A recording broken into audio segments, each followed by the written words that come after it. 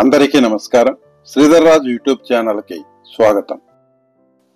ఈ వీడియోలో మనం తేవారం శ్లోకాలలో ప్రస్తావించబడిన అత్యంత ప్రాచీనమైన శైవ క్షేత్రాన్ని చూస్తాము.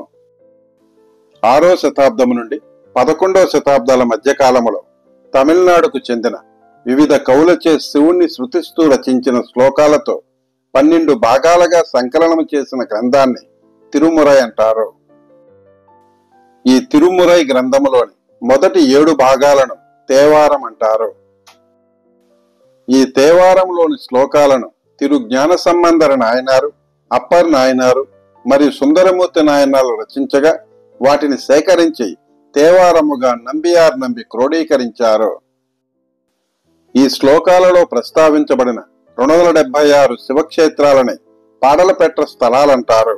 ఈ పాడలపెట్ర స్థలాల గురించి నాయనార్లు స్తుతించేటప్పుడు ఆ శ్లోకాలలో ప్రస్తావించబడిన సమీపములోని ఆలయాలను తేవారం వైపు స్థలాలంటారు. ఈ తేవారం వైపు శివాలయాలు భారతదేశములో చాలా ప్రాంతాలలో విస్తరించి ఉన్నాయి. ఆ శివాలయాలు కూడా పాడలపెట్ర స్థలాలంత ప్రాచీనమైన శక్తివంతమైన శైవ క్షేత్రాలు. ఈ వీడియోలో మనం 203 తేవారం వైపు శైవ క్షేత్రాలలో 62వ శివక్షేత్రమైన మైలాడదురై జిల్లాలో మైలాడదురై పట్టణానికి సుమారు 5 కిలోమీటర్ల దూరంలో గల మూవలూరు గ్రామంలో ఉన్న మార్గ సహాయేశ్వర ఆలయాన్ని చూస్తాము. ఈ ఆలయంలోని మహాశివుణ్ణి మార్గ సహాయేశ్వరుడని పిలుస్తారు. ఈ ఆలయంలో పార్వతీమాత 2 రూపాలలో మంగళాంబికై అమ్మవారు మరియు సౌందర్య నాయకి అమ్మవారిగా కొలువై ఉన్నారు. అప్పర్ నాయనారు పాడిన పతికములో ఈ ఆలయం గురించి ప్రస్తావించబడి ఉన్నందువలన ఈ ఆలయం తేవారం వైపు స్థలముగా పరిగణించబడినది.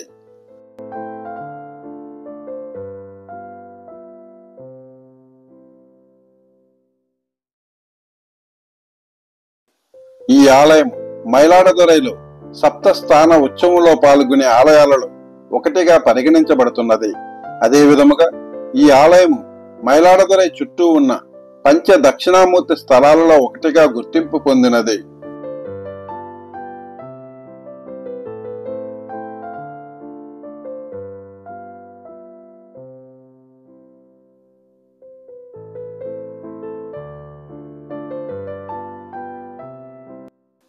అత్యంత ప్రాచీనమైన ఈ ఆలయం చోళులచే పునర్నిర్మించబడి పాండ్యులు, విజయనగర రాజుల కాలంలో అభివృద్ధి పరచబడినది. ప్రఖ్యాత శైవ భక్తుడు నమశివాయ మూర్తిగల యొక్క అవతార స్థలముగా ఈ మూవలూరు ప్రాంతాన్ని పేర్కొంటారు.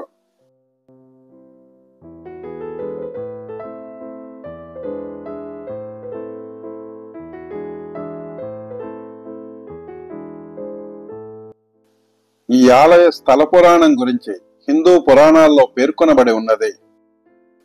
సుబ్రహ్మణ్యం స్వామి తారకాసురుని చంపిన తర్వాత అతని కుమారులు తారకాక్ష, విద్యున్మాలి మరియు కమలాక్షులు బ్రహ్మదేవుని నుంచి వరాన్ని పొంది ఆ వర గర్వముతో దేవతలను బాధించారు.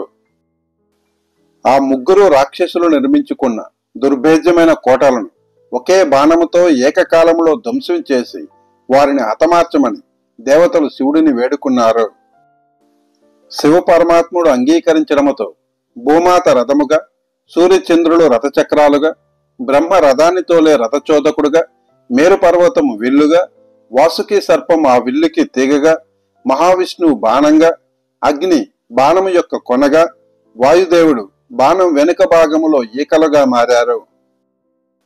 దేవతల సైన్యముతో బయలుదేరిన మహాశివుడు 3 నగరాలు సమరేఖపై వచ్చినప్పుడు బాణం వేయడానికి విల్లు సంధించబోతుండగా దేవతలందరూ తమలో తాము మేము సహాయం చేస్తున్నాము కనుకే శివుడు త్రిపురాసురులను చంపుతున్నాడు అని మనసులో అనుకోవడం గమనించిన శివుడు బాణం వేయకుండా ఒక్క నవ్వు నవ్వాడు. ఆ నవ్వుకే ఆ 3 నగరాలు మాడిపోయాయి. అది గమనించిన బ్రహ్మ, విష్ణువు, ఇతర దేవతలు తమ తప్పుని క్షమించి బాణం వేయమని, లేకపోతే బ్రహ్మ వరానికి, దేవతల యొక్క శౌర్యానికి చెడ్డ పేరు వస్తుందని వేడుకున్నారు. అప్పుడు శివుడు కాలిపోతున్న నగరాలపై బాణాన్ని ప్రయోగించాడు. 3 నగరాలను నాశనం చేశాక శివుడు శిథిలాలపైన తాండవ నృత్యం చేశారు. శివుని యొక్క పరాక్రమాన్ని తక్కువగా ఆలోచించిన దేవతలు తమ పాప పరిష్కారం కోసము శివుని సలహా మేరకు ఈ ప్రాంతంలోని శివుడిని పూజించి ఫలితాన్ని పొందారు. మహాశివుడు దేవతలకు ఈ ఆలయానికి వచ్చే మార్గాన్ని చూపించినందున ఈ ఆలయంలోని శివుడిని మార్గ సహాయేశ్వరుడని పిలుస్తున్నారు. ఈ ఆలయంలోని శివలింగాన్ని త్రిమూర్తులు అంటే బ్రహ్మ, విష్ణువులతో పాటు శివుడు కూడా పూజలు చేశారు. అందుకే ఈ ప్రదేశాన్ని ఒకప్పుడు మూవలూరు అని పిలిచేవారు. ప్రస్తుతం ఆ పేరు మూవలూరుగా మారింది.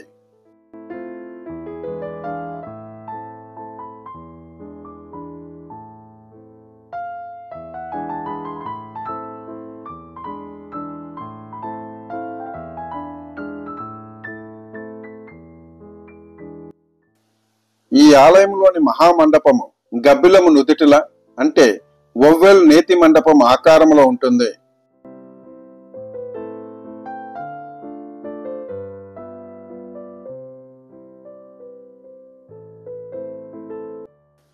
అర్ధ మండపములో మహాగణపతి, సప్త మాతృకలు, సప్త నాగుల మందిరాలు కలవు.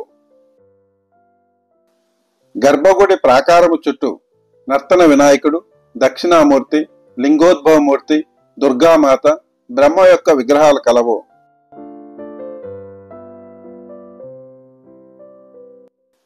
ఐదు అంతస్తుల ప్రధాన రాజగోపురం, 2 ప్రాకారాలను కలిగిన ఈ ఆలయము తూర్పు ముఖముగా కలదు.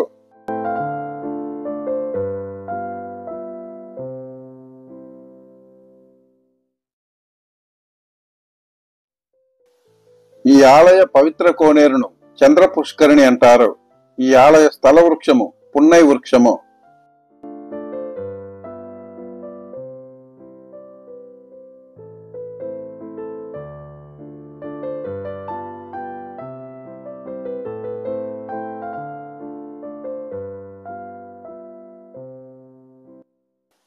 ఈ ఆలయం ఉదయం 7 గంటల నుంచి మధ్యాహ్నం 12 గంటల వరకు మరియు సాయంత్రం 4:30 నుంచి రాత్రి 8 గంటల వరకు తెరిచి ఉంటుంది.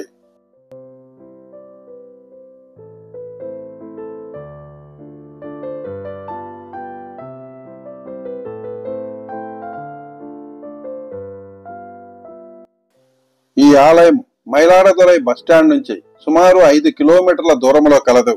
మైలాడదురై నుంచి కుంభకోణం వెళ్లే ప్రతి బస్సు ఈ మూవలూరు గ్రామం గుండా వెళుతుంది.